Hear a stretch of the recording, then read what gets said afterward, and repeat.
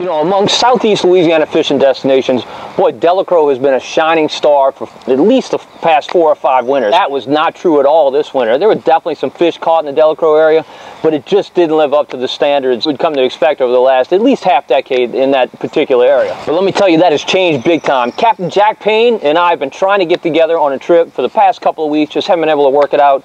Finally, we made it happen today, Friday morning. Perfect conditions. We had a little whisper of a wind out of the west, not a great direction, but it wasn't enough to cause us any problems. And boy, we caught fish like crazy from the get-go. Very, very short trip. We played catch and release. We didn't keep any of the fish we caught. They're still out there swimming. They're still available to everybody who sees this. But man, the fishing action in Delacroix is top-notch right now. A big pocket of clean water is in the areas off of the Pencil pipeline. Jack said all it takes is going in there and finding that clean water, and you find that clean water and find a little bit of bait, you are going to catch some speckled trout. Very, very good action, and one of my favorite ports in the entire Louisiana coast.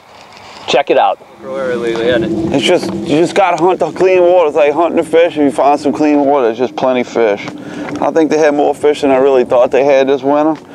This has just been a tough winter, you know. We had a lot of crazy weekends with the weather, and then, you know, the river got high, and they turned the diversion on and flooded all the salt water with fresh water. A little bit of fresh salt water we had, they put all that fresh water back in the mix. But the water's cleaned up tremendously.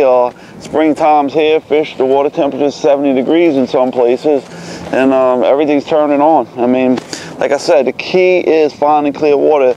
If you go to your favorite bay, just ride around in that bay. Somewhere in that bay, they usually have a pocket of cleaner water. And where that little bit of cleaner water is, it doesn't even have to be that much cleaner. Just a little bit, and you wouldn't believe the fish they have in that little bit of change color. But it's gotten way better, and I expect it to get even a little better for at least another month or so. If the river stays low, the fishing out in Black Bay should be tremendous this year. So I'm looking forward to it. You just mentioned river shad. Are you seeing those? Plenty. Can you see them on top or what? You'll see them flicker. They kind of flicker like a pogie, but they don't do it like a pogie does. They just kind of like jumping, and sometimes they even do a little flip. But I've been seeing quite a few of those, and when you see those, start fishing.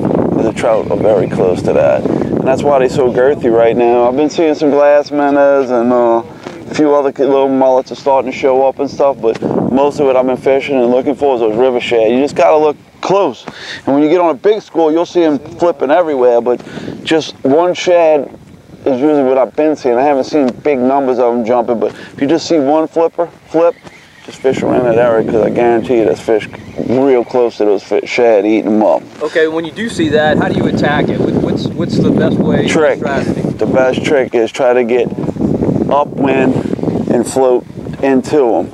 You know, don't try to just troll right on into them. Ooh, your troll motor, because believe it or not, these fish, troll motors are a great thing, don't get me wrong, they're wonderful, but these fish, when you're in shallow water, you hit that troll motor, like, they just take off. Everything leaves. But if you can float into the fish, you'll always, and you'll seem like you'll catch some bigger ones like that. You know, them bigger ones, they smart, you know. They've seen a lot of different tricks and techniques over the years. You know, if you can just, you know, float into them, make it some really long casts, keep the slack out your line, pop as you're reeling in, you can catch some big fish. I've been catching, the biggest fish I caught this year is probably about 4¼ pounds.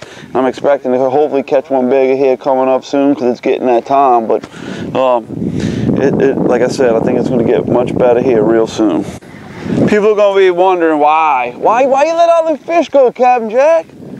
I mean, between you and I, Todd, me and you've caught so many fish over the years. It's like I get off on letting the fish go. Basically, I really do.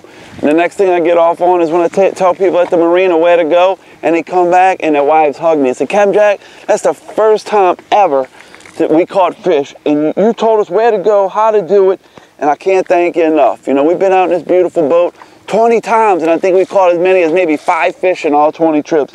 And with your tips today, we appreciate what you did. And this right here, and that other thing where I tell the people how to do it, the families and stuff, that's what I get off on. Catching them and filling the box up, making a beautiful picture.